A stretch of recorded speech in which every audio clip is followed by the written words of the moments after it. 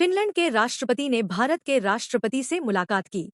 Finland गणराज्य के राष्ट्रपति महामहिम डॉक्टर अलेक्जेंडर स्टब ने आज 5 मार्च 2026 राष्ट्रपति भवन में राष्ट्रपति श्रीमती द्रौपदी मुर्मू से मुलाकात की।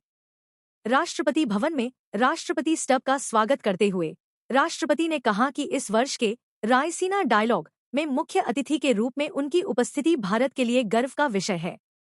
उन्होंने विश्वास व्यक्त किया कि समकालीन वैश्विक स्थिति पर उनके विचार सभी प्रतिभागियों के लिए अत्यंत मूल्यवान होंगे। राष्ट्रपति ने कहा कि भारत फिनलैंड को एक मूल्यवान और भरोसेमंद साझेदार के रूप में देखता है, जिसके साथ संबंध आपसी विश्वास और साझा लोकतांत्रिक परंपराओं पर आधारित हैं।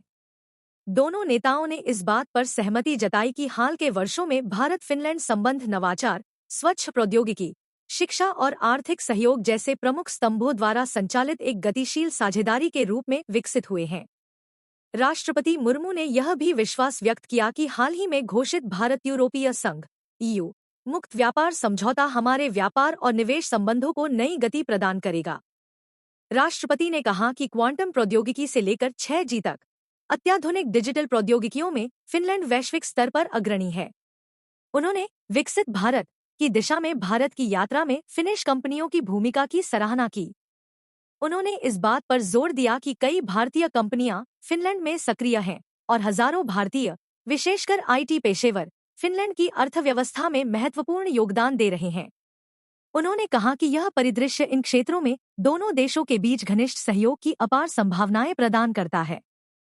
राष्ट्रपति ने सतत विकास और स्वच्छ प्रौद्योगिकियों में फिनलैंड के नेतृत्व की सराहना की। उन्होंने कहा कि भारत ने भी सौर एवं पवन ऊर्जा क्षमताओं का विस्तार करके, हरित हाइड्रोजन को बढ़ावा देकर, सतत ऊर्जा दक्षता में सुधार करके और अंतर्राष्ट्रीय सौर गठबंधन एवं वैश्विक जैव ईंधन गठबंधन जैसे मंचों की शुरुआत करके जलवायु परिवर्तन के क्षेत्र में उल्लेखनीय प्रगति की है। उन्होंने राष्ट्रपति स्टब को लाइफ मिशन के बारे में भी जानकारी दी, जो लोगों को टिकाऊ जीवन शैली अपनाने के लिए प्रोत्साहित करता है। उन्होंने कहा कि टिकाऊ प्रौद्योगिकियों में फिनलैंड की विशेषज्ञता और हरित ऊर्जा से जुड़े भारत के नवाचार को मिलाकर हम इस तथ्य को प्रदर्शित कर सकते हैं कि समृद्धि और स्थिरता साथ साथ संभव हो सकती है।